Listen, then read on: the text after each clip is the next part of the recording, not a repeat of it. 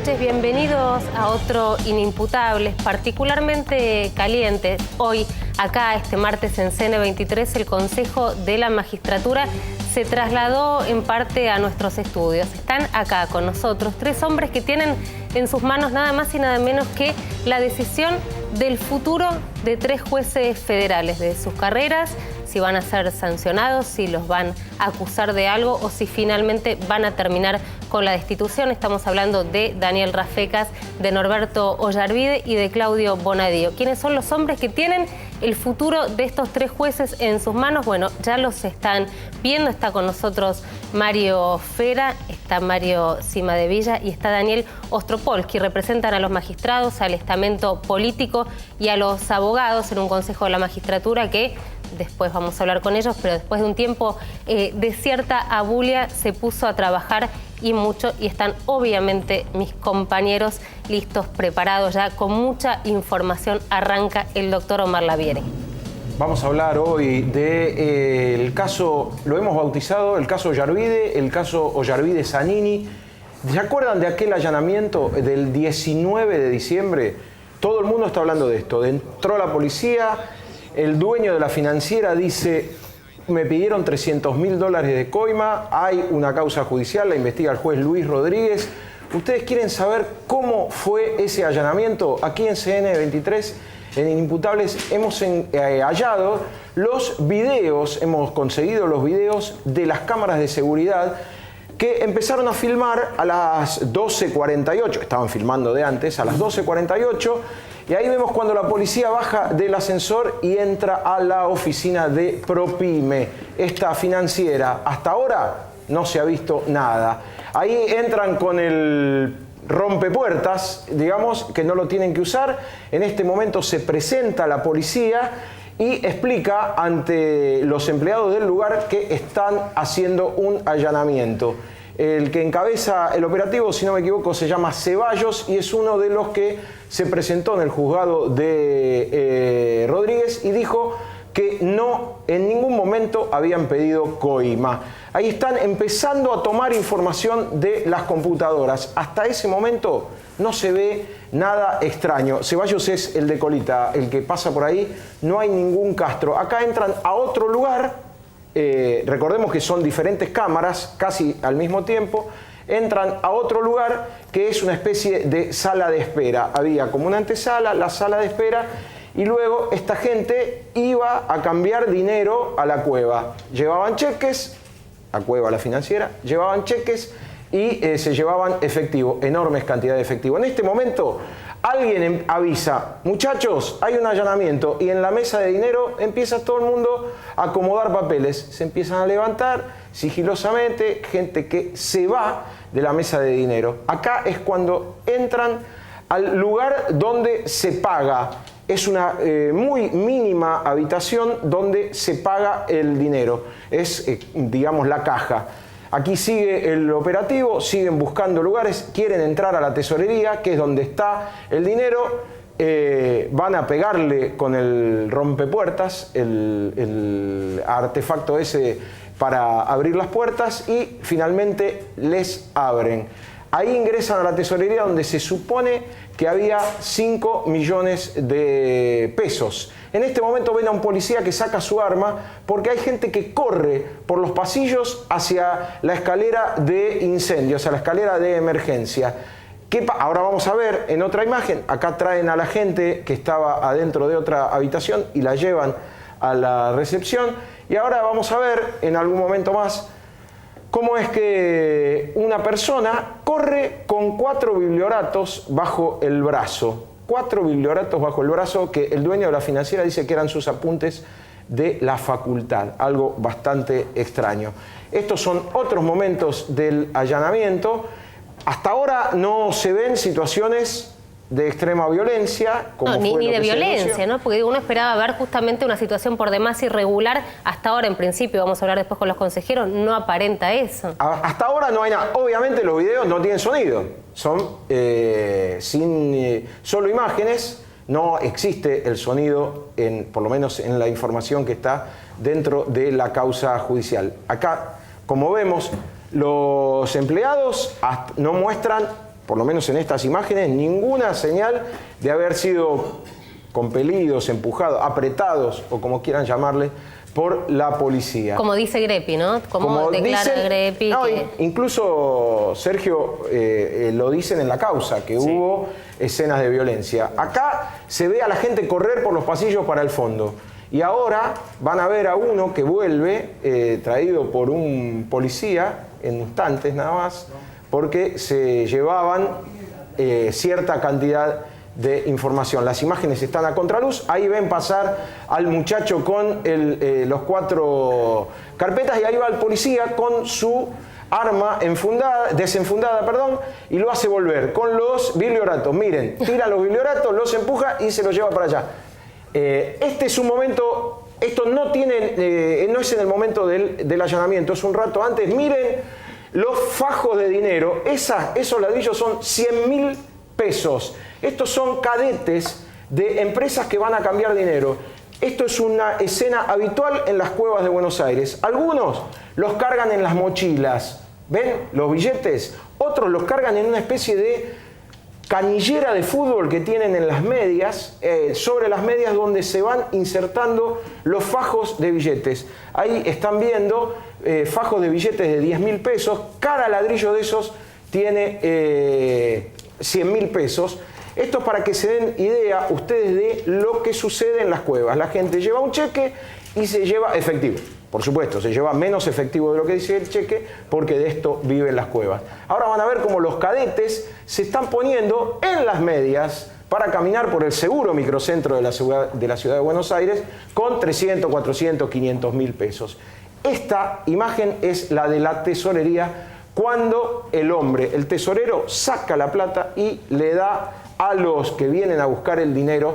Ahí está abriendo una especie de roperito o algo así, un placard, no sé si se dice así exactamente, pero de ahí sacan los fajos de dinero y se la dan a la gente que viene a cambiar los cheques. Estas personas no tienen ninguna relación con el allanamiento, pero les queríamos mostrar cómo era el funcionamiento de una cueva por dentro. Estas son las imágenes exclusivas que hemos mostrado aquí del allanamiento del 19 de diciembre, que luego Ollarvide paró por un llamado del número 2 de Carlos Zanini, el señor Carlos Liuzzi. Así se lo contó a la Cámara Federal. Las imágenes constan en la causa judicial y las exhibimos hoy aquí en Inimputables. Y justamente lo que hay que ver es si lo irregular fue el allanamiento o el final del allanamiento de este y otros varios, ¿no? Y la forma abrupta en las que terminaron. Contábamos que se había trasladado el Consejo de la Magistratura hasta los estudios de Inimputables porque estos 3 señores que están sentados en nuestro living tienen en sus manos el futuro, entre otros, de Norberto Ollarvide. Acabamos de ver estas imágenes de esta causa caliente, pero también de Daniel Rafecas y de Claudio Bonadio. Farela.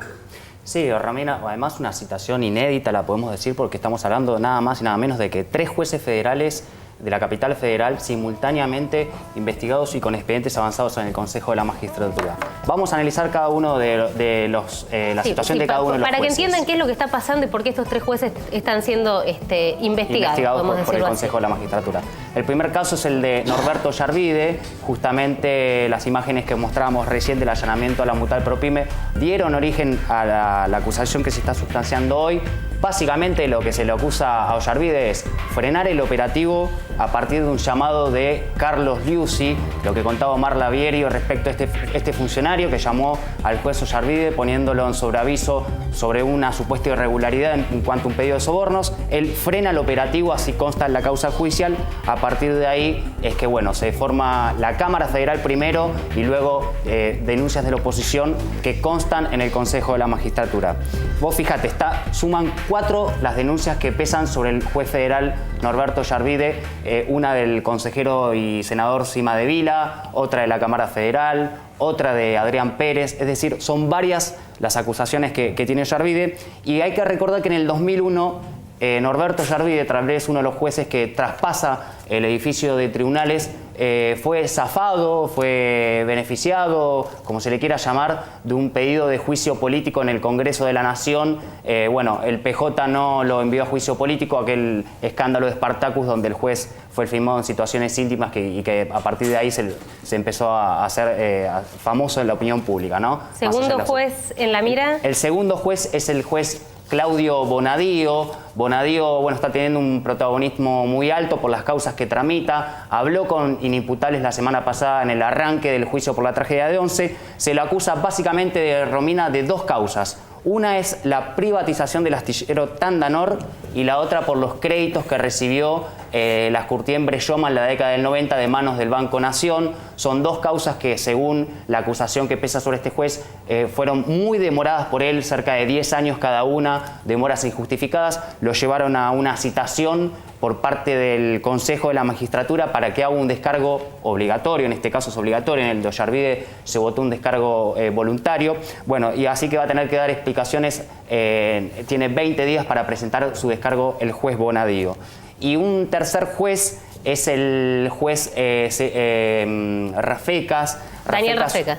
Daniel Rafecas es uno de los jueces de la camada nueva, si se le quiere decir, a diferencia de Bonadío y Ollarvide, que son viejos jueces con largos años en tribunales. Rafecas está acusado por ahora por mal desempeño en lo que es la investigación del caso Chicone, que involucra al vicepresidente Amado Boudou. Pero además, Romina, hay que contar que la próxima semana, recordemos que este mismo juez investigó y elevó a juicio oral la causa por los supuestos sobornos en el Senado que tenía como principal acusado al expresidente Fernando de la Rúa. Bueno, en ese juicio de la Rúa, de Santibáñez y otros exfuncionarios fueron sobreseídos, fueron absueltos por el Tribunal Oral, que no solamente tuvo críticas muy duras hacia la investigación, sino que este mismo tribunal que absolvió al expresidente y exfuncionarios hizo críticas durísimas hacia el juez Rafecas, y en las próximas semanas estará arribando al organismo, al Consejo de la Magistratura, una denuncia por presunto mal desempeño que será analizada por los integrantes del Consejo. Y vamos a arrancar preguntándole a Mario Cimadevilla si está trabajando bien el Consejo de la Magistratura o mal la justicia. Recordemos que por lo menos en la vorágine de las últimas 2 semanas él acompañó 2 de los pedidos de citaciones en distintas situaciones, pero estuvo de acuerdo y acompañó con su voto a que sea citado Claudio Bonadío y Norberto Ollarvide. ¿Arranca, Cimadevilla, usted? Bueno, sí, cómo no. A ver, en el caso de Bonadío de la semana pasada, una denuncia que tiene ya su tiempo largo en el Consejo de la Magistratura, se presentó un dictamen para citarlo por el artículo 20. Lo que yo he votado es que el juez haga su descargo, es lo menos que puede hacer frente a una denuncia, ¿no? Es decir, y además teniendo en cuenta lo que siempre dicen los magistrados, la Asociación de Magistrados, yo escuchaba a su presidente días pasados, que una de las cosas que más nos molesta es que las denuncias no se tramiten. Bueno, esta denuncia se le dio curso, lo único que hemos citado es a que haga su descargo y ejerza su derecho a defensa. No hemos hecho otra cosa en el caso de Bonadío. Después que él presente su defensa, haga su descargo, ofrezca sus pruebas, veremos si realmente es responsable de algo o no, ¿no? Fera, desde los magistrados creo que tenían preguntas para hacerle también. Sí, mi pregunta, doctor Fera, era la semana pasada, durante la sesión que hubo en la comisión, precisamente el senador Marcelo Fuentes le resultó llamativo que el consejero, su colega, también representante de los jueces, el juez Recondo no estuviese. Lo remarcó contundentemente, dijo, me llama mucho la atención que Recondo no estuviese en esta sesión, en donde ya se sabía que se iba a tratar tanto si se lo citaba o no a Ollarvide, como así también a Bonadío, cosa que ocurrió. Mi pregunta es, fue algo que se vino barajando. ¿Usted siente que se los acusa de proteger a sus pares en el Consejo de la Magistratura todo el tiempo? ¿Esto es así? Le está preguntando si los jueces protegen a los jueces. Exacto. No, bueno, lo que yo puedo decir es que, por supuesto que como representante de los jueces, tengo la responsabilidad institucional de investigar aquellas denuncias que corresponde investigar, pero hacerlo con la prudencia y con la seriedad lógica que espera no solo el estamento al que yo represento, sino también la sociedad en general. Y creo que esto es una demostración de que la representación que uno ejerce en el Consejo de la Magistratura no es una representación de tipo corporativo, sino una representación con la responsabilidad institucional que trae aparejada. Precisamente por esto es que yo hice numerosas propuestas para la tramitación de las denuncias que permitan diferenciar cuáles son aquellas denuncias que corresponde que se investiguen y que se lo haga de la manera más rápida posible, como señalaba recién mi colega, diferenciándolas de aquellas que son hoy numéricamente la mayoría, en que las denuncias son infundadas o se refieren al contenido de las decisiones jurisdiccionales y por lo tanto no justifica que demoren más tiempo, sino que deben ser desestimadas in limine rápidamente. Estos mecanismos justamente son los que nos permitirían diferenciar y tratar de manera diferenciada todo tipo de denuncias que llegan al Consejo. Hoy tenemos aproximadamente unas 300 denuncias en trámite, número que se redujo, había casi 400 hacia fines del año pasado cuando yo propuse y presenté 100 dictámenes desestimatorios de denuncias que gracias a Dios y a la voluntad de mis colegas fueron tratadas en los últimos plenarios del año y en este primero de este año, y hoy tenemos un número aproximadamente de 272 denuncias. Me parece que tenemos que todavía reducir sustancialmente este número para tratar mejor aquellas que justifiquen su tratamiento mejor, como es el caso de las que se acaban de mencionar. Ostropolsky, el otro día, y creo que Sergio estuviste, ¿no?, cubriendo la reunión del Consejo. Había muchos consejeros enojados diciendo que se había montado un circo mediático y que muchos buscaban responder al reclamo popular diciendo, bueno, a ver, que lo suspendan inmediatamente a Bonadío, algo que el Consejo no estaba en condiciones de hacer. ¿Cómo vivieron esto? Digo, ¿cómo viven la presión mediática? Porque existe y es fuerte, y la mirada sobre el Consejo creo que está más puesta que nunca, ¿no? Bueno, yo creo que cuando uno asume una responsabilidad como la que nos toca a los miembros del Consejo de la Magistratura, uno tiene que tener la claridad y la prudencia como para que ninguna presión de ninguna naturaleza entorpezca la actitud que tiene que asumir en los casos que son sometidos a su tratamiento. Me parece que en estos casos, en los que se trata de 3 magistrados de un fuero tan sensible como es el fuero criminal y correccional federal de la capital federal, de la ciudad de Buenos Aires, impone la cordura y la prudencia. Yo no advierto, honestamente, y estoy hablando en mi caso, que exista una presión mediática que pueda torcer la conducta que tenemos que tener los que tenemos la responsabilidad de proceder a la valoración de la conducta del magistrado. Y acá quiero hacer una precisión. Nosotros como consejeros y el Consejo de la Magistratura no tiene la virtualidad para destituir los magistrados. Lo máximo que podemos hacer, además de que en los casos en que se pueda comprobar una inconducta funcional, es aplicar una sanción y en el caso más grave es acusar, pero quien tiene que valorar finalmente y decidir sobre la permanencia o no del magistrado en sus funciones es el jurado de enjuiciamiento. Pero muchos jueces volvieron de un jury de enjuiciamiento, de un juicio político. Hay muchos casos en que han vuelto, sí, hay muchos casos que han vuelto. Y hay otros que no han llegado al jurado de enjuiciamiento porque los jueces han procedido a renunciar. Tenemos concretamente un caso en esta oportunidad en donde se había acusado a un magistrado de la Cámara Nacional en lo penal, y en el día anterior a que se inicie la vista de causa del jurado,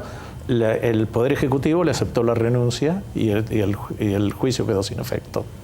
Consejeros, quería preguntarles, hay una diferenciación que se ha hecho, al menos en los 2 casos más resonantes de estos últimos días, que tienen que ver con las citaciones a Claudio Bonadío y a Norberto Yarvide. En el caso de Norberto Yarvide, recordemos, sospechado, si se quiere, de haber frenado de manera irregular un allanamiento por el llamado de un funcionario, citado a un descargo voluntario. Bonadío, acusado por demoras en 2 expedientes distintos, que por otro lado tienen bastante tiempo de tramitación, a un descargo obligatorio. ¿Esto tiene que ver con la gravedad de las acusaciones, la valoración que han hecho los consejeros? Si me permite, yo quiero hacer la amplitud del derecho de defensa y por su propia naturaleza no implica que ninguna de las presentaciones que tenga que hacer un magistrado sea forzada. Puede contestar o no contestar tanto el artículo 11, que es la primera notificación para que presente una explicación, como la del artículo 20, en donde ya se le hace una enunciación de cargos para que conteste. Puede ser, los puede contestar o no los puede contestar. Pero creo que la confusión, lo que queremos saber es si efectivamente estaría más avanzado, parece, de la investigación contra Claudio Bonadío que contra Norberto Yarvide. ¿Esto es son así? Momentos distintos. Pero sí o no, ¿está más avanzada? Fera dice que sí. Lo que, sí, yo sostengo Sí, Maravilla dice como que sí. se ha hecho en anteriores oportunidades, que se inician en algunos casos con la citación del artículo 20, Pero con el plazo amplio del artículo 11. Pero si tuviera que explicarle esto a alguien que en su vida pisó la Facultad de Derecho, ¿está más cerca de una situación cercana a la destitución el juez Bonadío o más el cerca, juez Ollarvide hoy? Está más cerca de la conclusión del proceso disciplinario cuando se lo cita por el artículo 20. Y es casual que hayan llegado los dos jueces, sacando en este caso lo de Rafecas, que quizás no tuvo la trascendencia en su momento, pero es casual que lleguen dos, y si queremos sumemos a un tercer juez, que tres jueces en la misma instancia estén frente a esta posibilidad de la citación. A ver, yo creo que para que se comprenda... Quiero decir con esto, perdón, consejero, porque me parece que también acá hay una incidencia de la cuestión política en el Consejo de la Magistratura que no tenemos por qué obviar, me parece que no es ninguna barbaridad. También la política incide, no es solo una cuestión técnica en el Consejo de la Magistratura. Mire, a ver, yo creo que para que se comprenda perfectamente bien lo que está pasando en la justicia, con la justicia hoy en el país, no lo vamos a entender si no analizamos cuál es la lógica de poder que tiene el partido que está en el gobierno. Y cuando me refiero al partido que está en el gobierno, no hago distingo entre menemistas ni kirchneristas, porque Menem era igual que estos. También tenía sus jueces de la servilleta, también tenía una corte de mayoría automática. ¿A qué me refiero? El partido de gobierno cree que ni la Constitución ni la ley están puestos para ponerle límites al poder. Muy por el contrario. Ellos creen que desde el poder se puede hacer lo que ellos quieren con la Constitución y con la ley.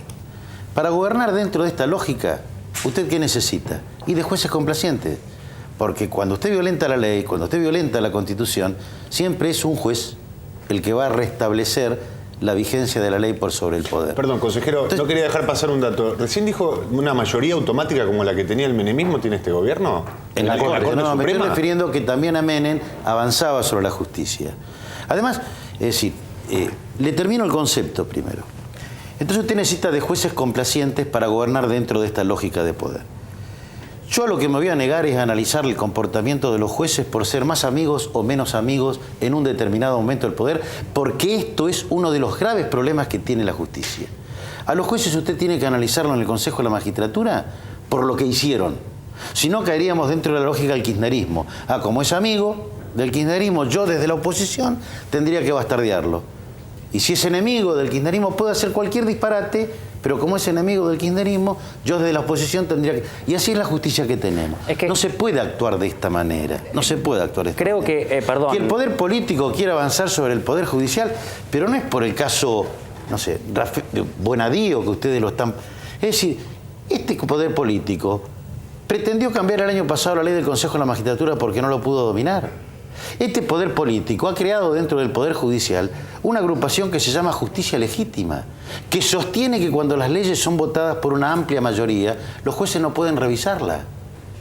Es decir, los avances sobre la justicia que ha hecho este Poder Ejecutivo, si lo quieren analizar, o el partido de gobierno, mejor dicho, no lo analicen en el sumario de un juez, analícenlo en este contexto y van a entender muchas de las cosas que hoy están pasando en la justicia. Ahora, pese a eso, Cimadevila, hay una sensación, no sé si ustedes la comparten, en cuanto a que la sociedad cree que cuando un juez toma decisiones críticas hacia el gobierno o avanza más allá, es citado, avanza el expediente en el Consejo de la Magistratura, de repente se postergan causas, Me refiero, una es la situación particular del juez Rafecas. Hasta ahora hubo 2 o 3 sesiones en donde no se definió del todo si se lo deja de lado del juicio político o no. Digo, el Consejo muchas veces es utilizado como esto hacia aquellos jueces que avanzan hacia el poder o intentan, toman decisiones contrarias al gobierno. Se lo ha pretendido utilizar. Conmigo no han tenido suerte, le aclaro. Yo he votado a la elevación a Yuri de Rafecas. Yo la voté. Rafecas, lejos de los que algunos creen que estaba investigando a Vudú, lo estaba encubriendo. Y si no, yo les invito a ustedes que lean los chats cruzados entre el juez Rafecas y el abogado Brander Burrelli. Mire, Rafecas orientaba el proceso. Cuando le dice al abogado, vayan a la FIP, que seguramente un plan de pago de impuestos como le dieron a Chicone le deben haber dado a alguna otra empresa. Y cuando el abogado le contesta, no encontramos ningún plan de pago parecido al de Chicone, Rafecas en primera persona, en primera persona, dice qué mala suerte tenemos. Si esto no es involucrarse en la causa, díganme ustedes qué es involucrarse en una causa. Es decir, y esto es lo que yo le reprocho a Rafecas. Lejos de investigar a Vudú, pero muy lejos de investigarlo, estaba encubriéndolo. Usted recién caracterizaba al partido de poder como el partido del poder actual, como ese que avanza sobre la justicia. Hace poco se produjo un recambio. Entró una nueva generación, jóvenes, gente que viene teóricamente a reformular la política. ¿Se están comportando así en el Consejo de la Magistratura estos 2 nuevos consejeros jóvenes de la cámpora que han ingresado? Mire, si hay un juez que no nos cabe duda ninguno que es un juez del poder, lejos está de ser un juez de la ley y la Constitución como debería de ser, es Ollarvide. Yo le podría decir que la actuación de estos 2 consejeros nuevos, en el caso de Ollarvide, ha sido dilatar el procedimiento. De hecho, cuando hicimos la denuncia que quisimos citarlo ese mismo día, se negaron. Cuando pedimos pruebas, se negaron a producir las pruebas. Cuando pedimos que se lo cite directamente por el artículo 20, lo que sí es ser, porque Ollarvide está confeso. Es decir, los hechos que se le imputan, los escribió Ollarvide en la máquina de escribir, los firmó y se los mandó a la Cámara. También se negaron. Es decir, yo creo que lejos de haber sido un cambio renovador, ponen una vez más de manifiesto este concepto que tiene el poder de la justicia. Mírenlos bien, están viendo a Mario Fera, a Mario Cimadevilla, a Daniel Ostropolsky. Son estas 3 caras y otros que los van a acompañar, los que van a decidir en breve. Este proceso no creemos que se dilate demasiado. El futuro, nada más y nada menos que 3 de los 12 jueces federales, un fuero por demás sensible. Escuchándolos atentamente acá en Inimputables podemos empezar a intuir por dónde van a ir o qué elección van a tomar en el momento en que tengan que decidir si efectivamente lo sancionan o entienden que ni Ollarvide ni Bonadío cometieron algún tipo de acción que, bueno, que comprometió su desempeño como magistrados. ¿Los vieron? ¿Se acuerdan de esta cara? Son los 3 consejeros que se mudaron acá a Inimputables para adelantar lo que va a ser un año caliente. Muchísimas gracias a los 3 por haber venido. No, un gusto. Gracias. Un gusto. Y volvemos ahora en un ratito después del corte, nada más y nada menos, con Elena Hayton de Nolasco, jueza de la Corte Suprema de la Nación.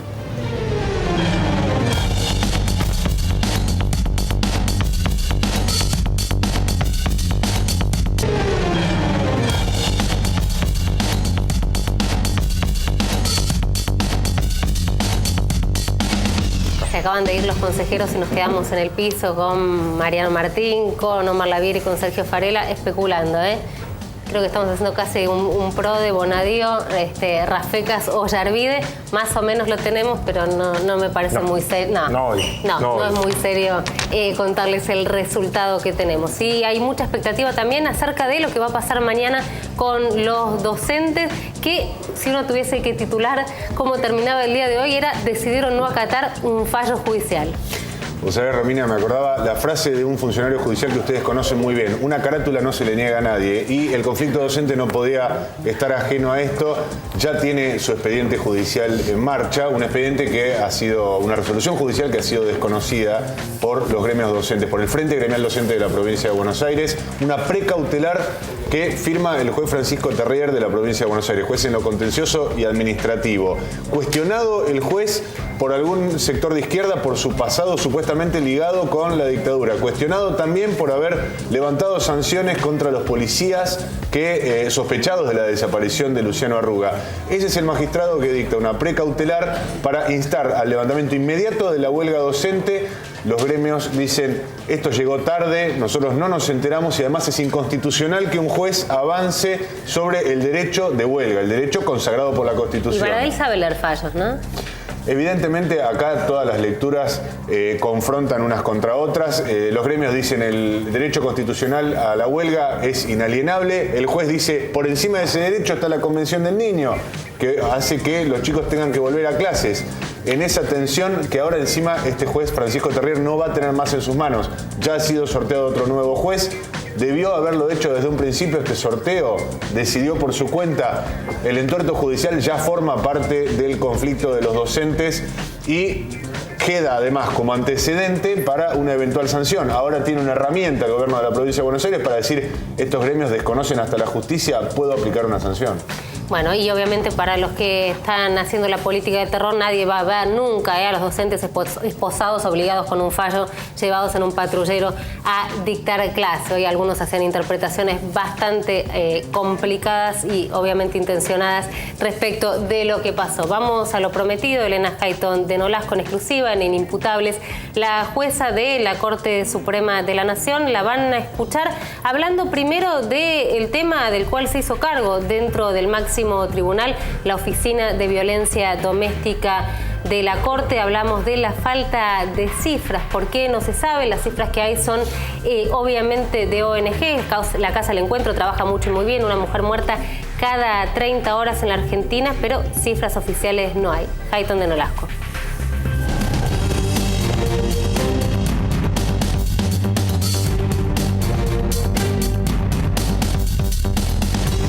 Siempre falta más actuación, pero básicamente no sé si es que suben las cifras o hay más conciencia de lo que estamos hablando, porque en realidad antes eran, homicidios pasionales, la mató porque la quería, porque se puso celoso y no había esta conciencia de llamarlo ni femicidio, ni violencia de género, ni violencia doméstica, sino simplemente, una muerte más, ¿no es cierto?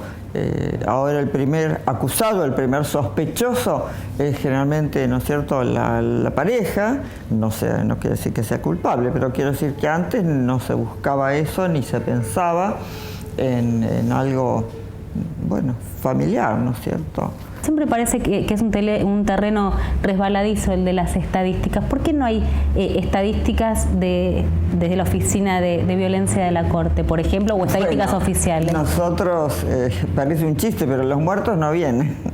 O sea, a la Oficina de Violencia Doméstica vienen las víctimas a denunciar. ¿Por qué funcionarios del Poder Judicial siguen pidiendo a la mujer que ratifique la denuncia en lugar de actuar? En general, con lo que se hace como denuncia en la oficina, ya hay actuaciones que son actas con valor judicial, ¿no es cierto? Así que tienen un valor importante, con lo cual se podría actuar. Esto, un poco depende de los códigos procesales que exigen algunas formalidades, pero nosotros, como en la oficina se hace... tenemos médico, psicólogo, asistente social o trabajador social y abogado. Entonces, por ejemplo, los médicos constatan en el momento las lesiones. 70% de nuestros casos, no es chiste, 70% de los casos tienen lesiones físicas, ¿no es cierto? Entonces, se constatan médicamente, se sacan fotos, lo que haga falta, con lo cual, con eso... aunque después, porque si las lesiones son muy leves, a veces para cuando se las pide o se las quiere verificar, ya no existen, ¿no es cierto? O ya hay un mero moretón o algo que no puede. Acá, como se hace en el momento y se hace todo en análisis y el informe de riesgo, ya está todo listo como para tener la prueba, con lo cual se puede ir mucho más rápido. En esto la oficina trabaja muy rápido, ¿no? En sacar al agresor del hogar, creo que es en cuestión de horas, ¿no? Que esto se... Bueno, justamente, como el análisis de riesgo se hace en el momento, bueno, a veces hay horas de espera. Esto, lamentablemente, como hay tanta gente, hay horas de espera. Pero bueno, una vez Pero hablando de la justicia de horas de espera, estamos acostumbrados a años de espera, así que nadie se va a espantar. Una vez que es atendida, siempre, obviamente, como digo, en el día, aunque sean unas horas, cuando los atiende el juez, generalmente cuando es horario se dan restricciones inmediatas, a veces en una hora. Mucha gente viene, ahí nomás viene porque además es acompañada por los de la oficina hasta el juzgado, cuando no tiene abogado, no tiene con quién, y bueno, ahí se toman las medidas en el momento, o si no, cuando todo lo que ha venido fuera de horario judicial, que el 64% de nuestros casos vienen fuera de horario judicial, lo que te muestra la necesidad de la oficina 24 horas, ¿no es cierto? Porque ahora ya todos los días de semana, de día y de noche, viene gente. Y bueno, cuando vienen fuera del horario, a las 7:30 del día siguiente, está todo en los juzgados pertinentes. ¿Cómo se garantiza que no vuelva? Porque muchas veces ese hombre que se sabe denunciado y que fue sacado del hogar, las veces que vuelve a buscar a la víctima lo hace con, y esto hay cifras también, lo hace con un ánimo de revancha donde la historia termina siempre mal. Y no puede haber un policía en la casa, digamos, de cada una de las víctimas. Lamentablemente no podemos poner un ángel de la guarda en cada casa. Esto es absolutamente imposible, ¿no es cierto? Decimos que tenemos 800 casos atendidos por mes donde está ya con análisis de riesgo, de los cuales, bueno, un tercio es alto o altísimo. Siempre hay un 21% que tiene poco o nada de riesgo. A veces, obviamente, no porque no haya lesiones, no porque no haya violencia, pero bueno, porque ya no viven juntos, por distintas razones puede haber riesgo, puede haber falta de riesgo, ¿no es cierto? Pero es cierto que el 80% de nuestros casos son de parejas, matrimonios o no, pero el 42%, o sea, un poquito más de la mitad, son de exparejas. Lamentablemente es cierto que hay, bueno, digamos, casos graves posteriores a las denuncias, pero bueno, generalmente también según los lugares, según los barrios, a veces la gente muestra solidaridad, avisa cuando viene el agresor, bueno, hay distintos modos en que los vecinos pueden, no pasa esto en los edificios de departamentos y eso, pero en otros lados sí. Y eso, a ver, digamos, le preguntaba por los recursos para entender, digamos, cómo el trabajo de la oficina le faltaría esta otra pata que no termino de entender dónde está. Obviamente no ángeles de la guarda o en lo que cada uno crea, pero ¿qué tendría que hacer, digamos? ¿Cómo se le puede garantizar y evitar algo que suele pasar con una mala comunicación a veces, de desalentar a la mujer a hacer la denuncia porque después no está protegida? Bueno, en realidad si no hace la denuncia tampoco está protegida. A ver. Y tampoco está protegida porque si sigue con el agresor o sigue teniendo celos o lo que sea, o sea, cuando se hace la denuncia es porque pasó algo, ¿no es cierto? No se hace porque sí. Entonces, cuando se hace la denuncia es porque ya estamos en una situación de violencia, más o menos grave según el caso. Si no se hace la denuncia, igual está en peligro o en mayor peligro.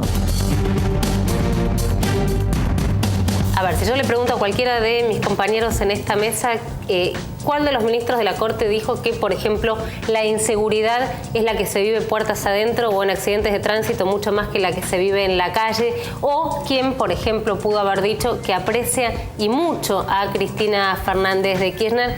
Supongo que al unísono hubiesen respondido Zaffaroni. Zaffaroni. ¿Zaffaroni? Sí, probablemente. Alineado Zaffaroni con o ninguno. las posturas más mal llamadas garantistas en muchos casos. O con el gobierno. No, Sí. es Elena Hayton de Nolasco, la parte más política de la jueza, que entre otras cosas dice que la ley de medios para la Corte hacia adentro no fue para tanto y no se vivió como un enfrentamiento con el gobierno. La escuchamos.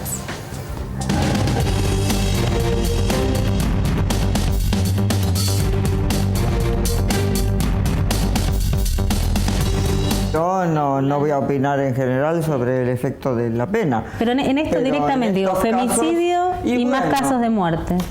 Sí, yo creo que no es fácil. Sí sirve, bueno, para que por lo menos haya una verdadera condena, ¿no es cierto? Pero, bueno, a veces la condena no es prevención. Y la justicia Digo, el hecho ya sea del golpe o en su máxima instancia el homicidio. La justicia actúa sobre consecuencias en general. La prevención tiene que venir por otro lado. ¿Por qué hizo propia esta problemática? Reconozco que en esto el doctor Petracchi, que era entonces presidente, tuvo, bueno, mucho que ver porque no fue idea mía. Él tuvo la idea y bueno, me puso a cargo, eso sí, me puso a cargo porque me vio así, parece, para ponerme a cargo. Pero usted siguió, digamos, siguió trabajando en el tema. Sigo y seguiré. Esto no paga políticamente. No paga. Pero yo no tengo ambición política. No, yo hace 40 años que estoy en la justicia, primero como defensora y casi todos los demás como juez, primera instancia, cámara, bueno, ahora corte. Y en realidad mi idea es que es el servicio y ofrecer acceso a justicia. Bueno, cada vez, ¿no es cierto?, uno como juez hizo lo que pudo, como camarista también. Bueno, la Corte cada vez puede hacer más, porque indudablemente en ese sentido uno busca un poco más de poder, pero el poder no para mí, sino para ayudar, bueno, para hacer justicia, ¿no es cierto?, para dar acceso más amplio. Hacen muchas bocas, hacen falta. Entonces hablaban de que no particularmente tiene buen marketing, ¿no?, el tema de la violencia de género. Por eso es que los políticos tampoco invierten en esto, porque no tiene, como dicen, rating, marketing. Hay otras cosas que son más redituables políticamente. Pero bueno... la inseguridad, por ejemplo. Bueno, yo no hablo. En realidad hay más inseguridad dentro de la casa que afuera. Si uno ve la cantidad de muertes de las que estamos hablando, o de accidentes de tránsito, eso, hay muchos más muertos y heridos que en otro tipo de inseguridad. Si el hecho de que haya tribunales que todavía no adopten la doctrina de la Corte respecto del aborto no punible, ¿no es ejercer violencia de género sobre la mujer? Bueno, las sentencias dicen lo que dicen, nosotros ya lo hemos resuelto. En realidad las recomendaciones no son mandatos obligatorios. Lo obligatorio era el contenido concreto de ese caso, ¿no es cierto? La Corte decide para el caso. Lo demás, lo ideal es que se sigan las pautas. Nosotros, justamente ahí la sentencia da pautas, pero bueno.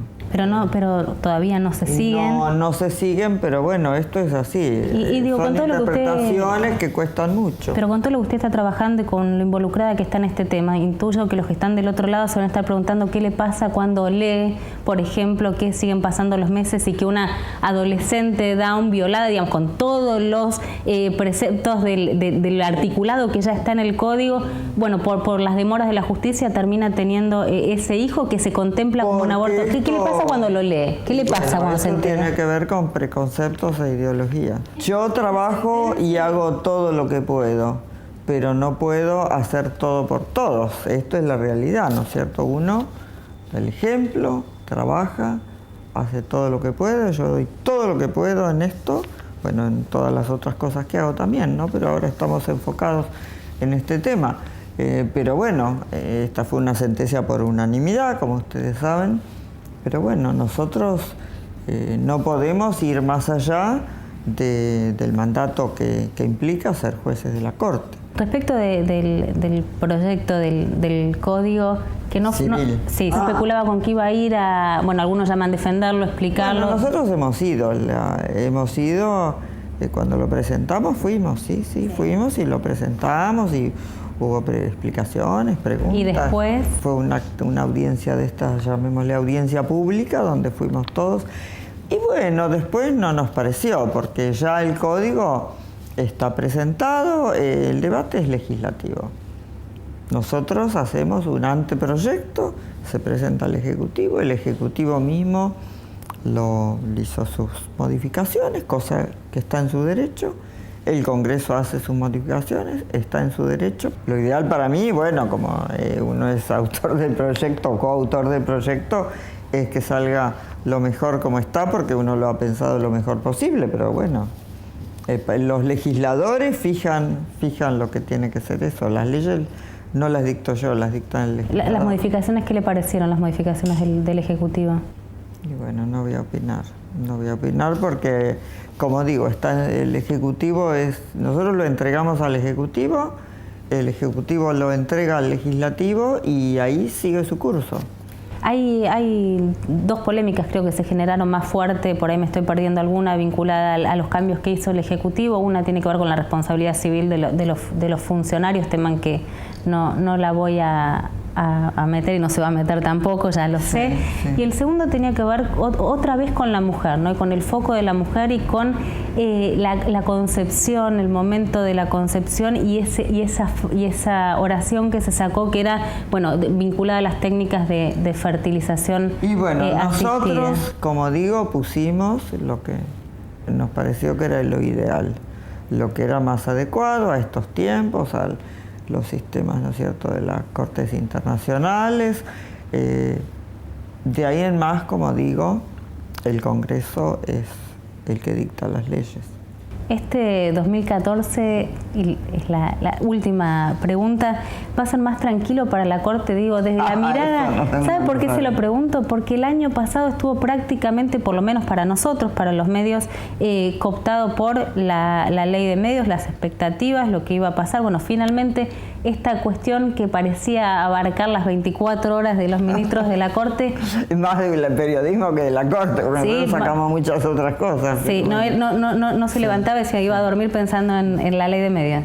No, yo tenemos miles de casos, como digo, hace 40 años que estoy dictando sentencias, así que no dejo de dormir por una sentencia. Esto tuvo como consecuencia un enfrentamiento muy expuesto, muy explícito entre el Ejecutivo y particularmente la Corte, con momentos que muchos conocen. Yo no lo vi así, yo no lo veo así, yo no veo como un enfrentamiento.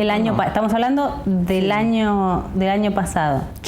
Con los dichos de la Presidenta sobre algunos ministros particularmente de la Corte. ¿No bueno, yo veo que a veces los políticos, son políticos, la Presidenta es la Presidenta, me merece obviamente, como todos, el respeto por su cargo y por su posición, y además yo la estimo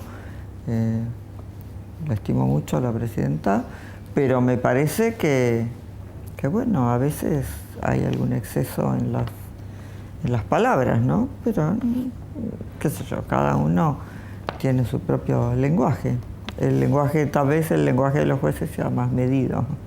Digo, este año parecía, hay que ver qué es lo que pasa, menos turbulento, por lo menos como se inició el año judicial. En el año anterior, en plena ley de medios, no había habido representantes del Ejecutivo en el inicio del año judicial, y este año estuvo el ministro Julio Alá, que estuvo la procuradora Alejandra Gil Carbó y varios otros que en este momento... Bueno, la procuradora no es del Ejecutivo, la procuradora es judicial. pero digamos que habían decidido no acompañar. La lectura que hicieron fue, o por lo menos la lectura, y esto lo tomaba de manera personal, llegó el momento de la reconciliación entre el gobierno y la Corte. ¿Hay algo de eso? Ojalá que se vea así, yo lo veo así, no sé si hubo tal lucha, no sé si hay tal reconciliación.